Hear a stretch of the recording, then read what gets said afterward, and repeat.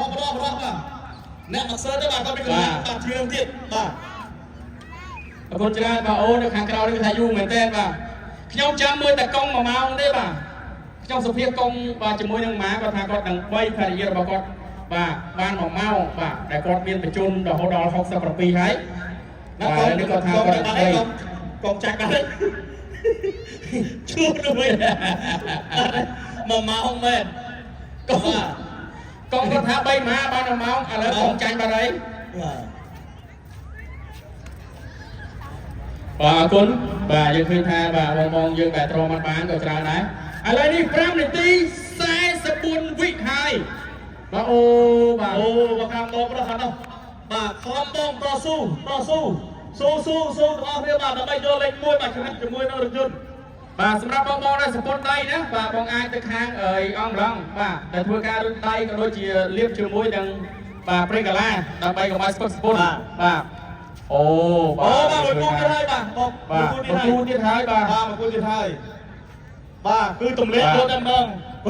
ធ្លាក់បណ្ដាហើយបាទយើងឃើញថាសិតតែជាសមត្ថភាពបាទបងគាត់បីជាមួយនឹងភរិយាក៏ដូចជាមនុស្សដែលគាត់ស្រឡាញ់បាទចង់បានរង្វាន់រថយន្តទៅវិញគឺថាត្រូវតែតស៊ូមកណាបាទឥឡូវនេះបាទបងស្រីឲ្យកម្លាំងចិត្តស្វាមីផងបាទខោយកយេលយមែនទេចូលមកម៉ាអូខេបាទអូខាងក្រៅនេះសពុនហើយបាទដួលមួយទៀតហើយបាទអូខេបាទខាងក្រៅខ្ញុំនេះក៏ដួលដែរទៅហើយបាទ3គូហើយយ៉ាងម៉េចទៅហើយបាទអូខេបាទអូបាទខ្ញុំឃើញតែប្រហែលគូដែលស្តានណាបាទអត់មានញ័រដៃអត់មានញ័រជើងទេគាត់លើកបាទគាត់លើកបងស្រីផុតកហ្មង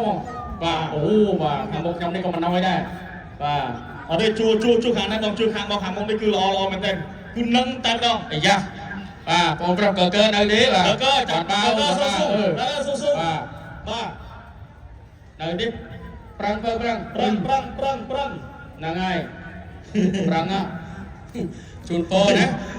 បាទដូចឃើញយ័រជឿតាត់ណា